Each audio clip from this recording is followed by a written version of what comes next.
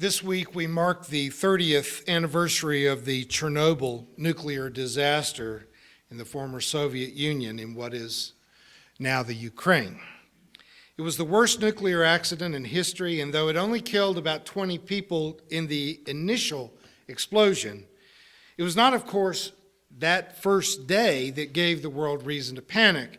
It was the resulting release of radiation that spread over a large area. Conservatively, there have been at least 4,000 people who have died as a result of the radiation leak, and other health organizations have estimated as many as 1 million people have had their lives shortened by their exposure to the radiation. And I can remember the news reports of the accident, and I can even remember my fairly reflexive feeling that it was an accident that was caused by the indifference of the Soviet government towards their own people. That Russians were just not careful enough. They didn't value human life enough, especially the lives of people in their vassal states of Eastern Europe. Of course, what would not have occurred to my young Kentucky mind was the fact that in the United States we cause more than 100,000 deaths every year because of our long-standing policy of mining and burning coal. In fact, when you factor in the health costs, burning coal produces the most expensive electricity on the planet. And I'm not just saying that. This has been demonstrated by research conducted by the Harvard Medical School, that if you factor in the respiratory illnesses and the cancer and the other illnesses caused by having a coal-burning plant like we have here, it is the most expensive way to generate electricity. Now, we've always found it to be absurd that Soviets valued political power in their tyrannical communist country more than it valued people. But even we tend to not question the fact that our capitalist country values places a greater value on economic profit than we place on the lives of our citizens.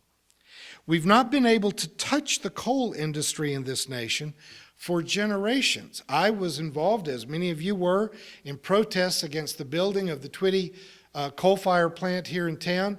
We actually got it voted down, and they built it anyway, which just goes to show that if voting actually changed anything, they wouldn't let us do it. But now that fracking has made natural gas seem to be less expensive, again, not calculating the costs of earthquakes and tap water that catches on fire and other health risks, without any other environmental concern, we're finally being able to pull back the reins on the coal industry simply because it's now more expensive than natural gas.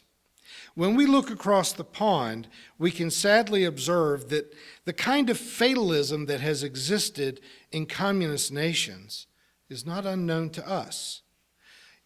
In the Soviet Union, they seem to quietly accept the totalitarian government control that limits their freedoms, their opportunities, their creativity, their travel, their expression of religious values.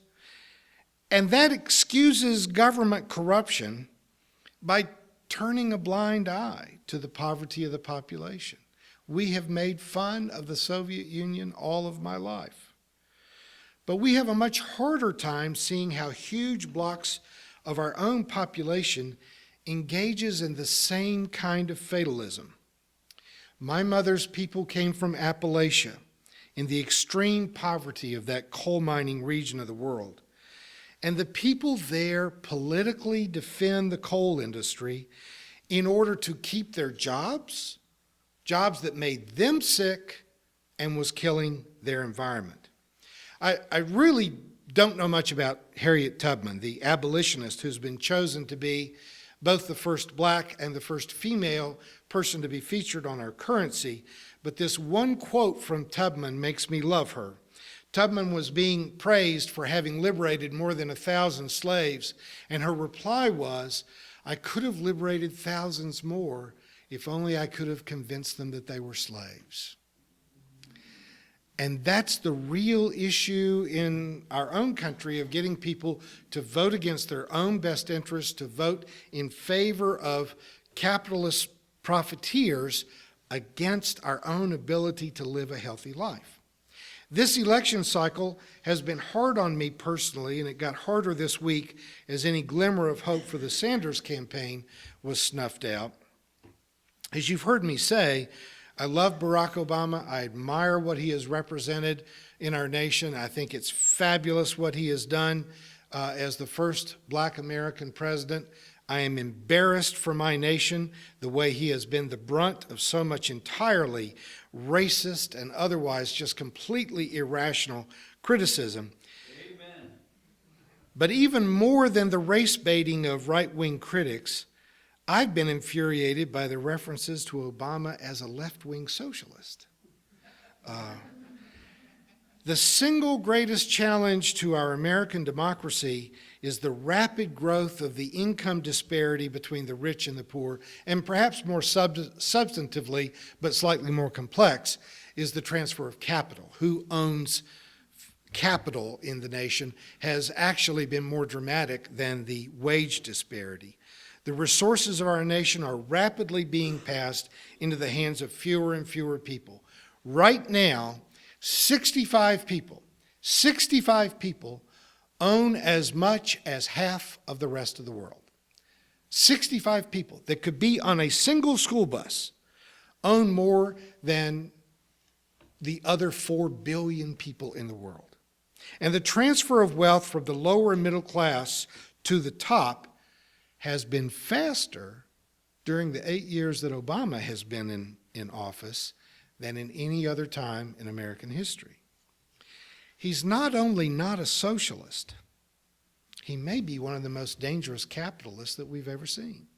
And I hate to have to say that, but even under a Democratic president, the transfer of wealth that is impoverishing the middle and lower class has accelerated.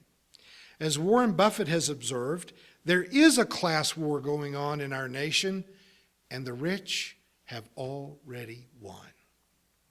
At least in the Sanders campaign, there was sincerity of intent, whether he could have done it or not, but there was sincerity of intent to correct the lethal economic trend before greed creates a permanent peasant class in America.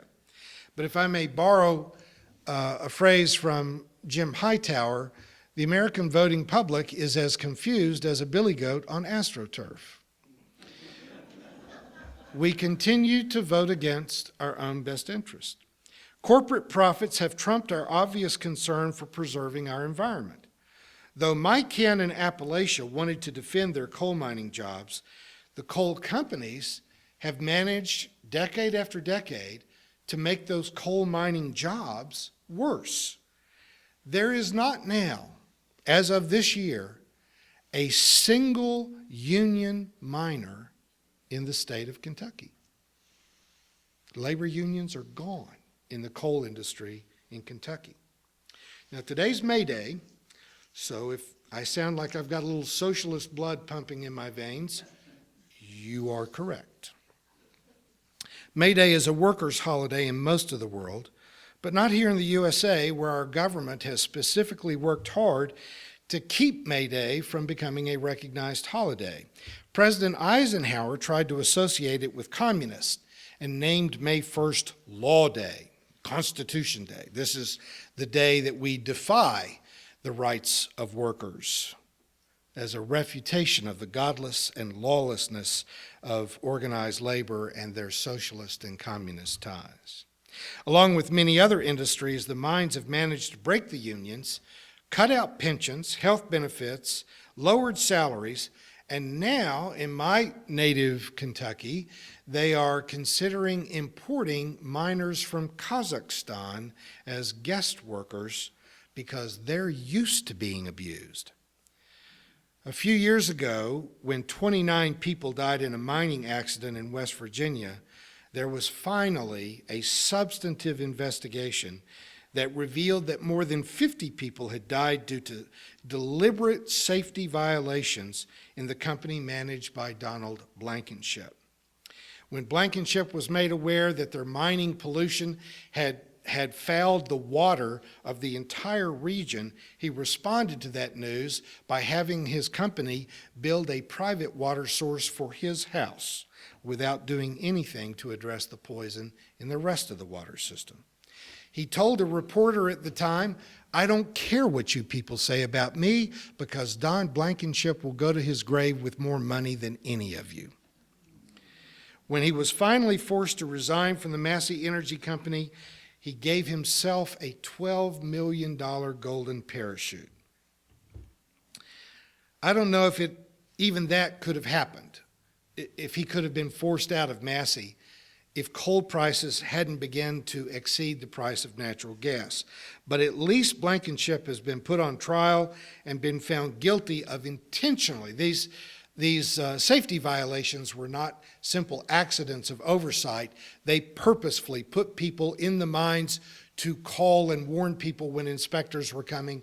Our inspection checks and balances absolutely were defeated in the mining industry, and that's how 50 people lost their lives. So Blankenship has been sentenced to 6 years in prison, which he's appealing. Maybe he'll go. And he's been fined, get this, $250,000. His last paycheck was $12 million, not to mention the millions and millions before. So he's been fined $250,000 out of all the millions that he's been paid, and may have a prison sentence of 6 years for creating the circumstances that resulted in 50 deaths and poisoning the water supply of hundreds of thousands of people. Now, imagine if some Muslim terrorist had attacked West Virginia, killed 50 people, and poisoned the water supply. How would we have responded? I mean, really, what would we have done? So you see, when crimes of this magnitude are done by a group of people that we can label terrorists, we are literally willing to go to war. When, however, it is done in the name of business, when safety violations are committed to cut costs, even when you know it's going to kill people, when environmental corners are cut to make a bigger profit, to pay a CEO multi-million-dollar bonuses, we can hardly muster the moral outrage to discuss it. And there has been more in the media about Jessica Simpson gaining weight than there has been about the crimes of the coal industry. The corporate bosses in the energy field, if I may quote Jim Hightower twice in one sermon, they all think that they're the top dogs, and they think we're all fire plugs. They truly don't see any moral problem with treating us in this way. And we Americans, especially religious people, especially Christians, have been taught to simply accept this kind of treatment without question, as if somehow exploitative capitalism, reserving almost all of our nation's resources to a tiny fraction of the population, was the will of a benevolent God. I don't want to get lost in derogatory accounts of corporate individuals, because the real issue here is that we have a systemic problem in our country that consistently puts profit over the environment. We are being led to believe that we cannot have both a thriving economy and a healthy environment. There is not a shortage of resources in America. There's not a shortage of food. There's not even a shortage of housing. There are more empty, repossessed houses than there are homeless people in the United States of America. We do not have shortages except of morality. We have enough for everyone to lead a decent life if we could only choose to do it. You can feel the frustration in the quote we used as our wisdom lesson today from Gus Speth, who said, "I used to think that the top environmental problems were biodiversity loss, ecosystem collapse, and climate change. And I thought that 30 years of good science could address those problems, but I was wrong. The top environmental problems are selfishness, greed, and apathy. And to deal with that, we need a cultural and spiritual transformation. And we scientists don't know how to do that." The spiritual communities in our nation, our churches, our synagogues, our mosques, are the places where we must teach the morality of a well-reasoned relationship between the economy and the environment. Capitalism doesn't have to be evil, but unbridled capitalism is not morally different from cannibalism. There is a way to regulate the economy to serve the majority of the population and not just the few who have inherited a top position. It is happening in other nations, so you know that it can happen here. And this has been part of my frustration about the balance between practical progressive values and excessive idealism. The excessive idealism of Bernie Sanders is simply pointing to what is being done in Western Europe, in other developed countries. It's not that it can't be done, it's being done and has been being done for 30 and 40 years. You visit Copenhagen in Denmark, and you go to their city museum, they have a section of the museum dedicated to the memory of poverty. They've got a section of the museum to take their school children through to show them what it was like in Denmark when there were homeless shelters and soup kitchens, because they haven't seen one physically during their lifetimes. So you ask yourselves, why do they have such effective high-speed passenger trains in England, France, Italy, Germany, Spain, even in Russia, in China? And around here, we only have trains in a few population centers, and they don't work very well. Our nation was at one time on the cutting edge of train travel. We were the world leaders in establishing a network of railways and passenger trains that in many ways, the United States is a big, big country, and it was not one country before trains. It was trains that actually united this continent into a single nation. But the manufacture of cars and trucks became such a major economic interest that the auto and trucking industry literally bought up railroads and advocated for shutting down lines. We are tearing up train tracks to make hiking trails in the United States when we need to be laying more track.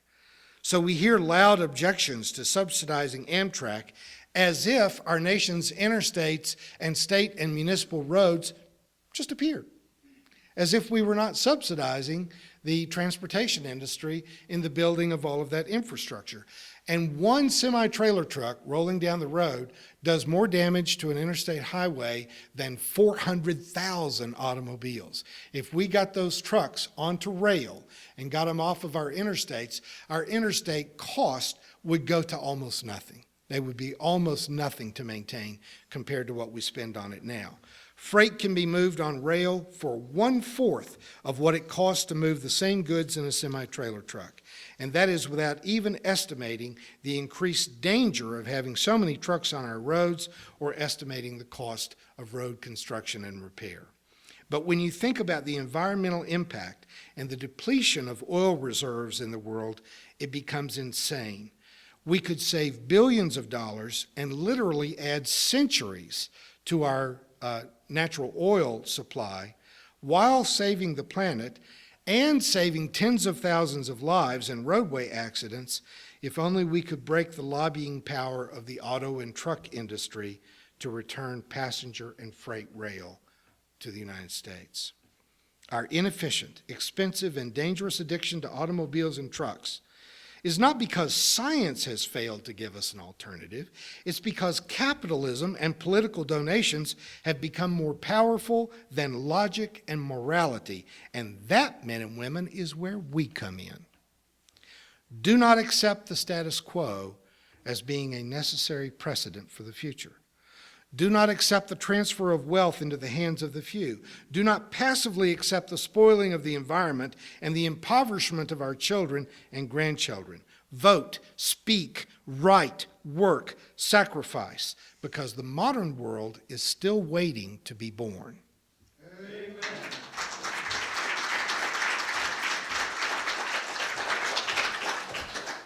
You have been watching a progressive Christian video from the Community Christian Church of Springfield, Missouri. We encourage our viewers to donate to our efforts in feeding the homeless and hungry of our community. Write to us at Rev. Dr. Ray at AOL.com for more information.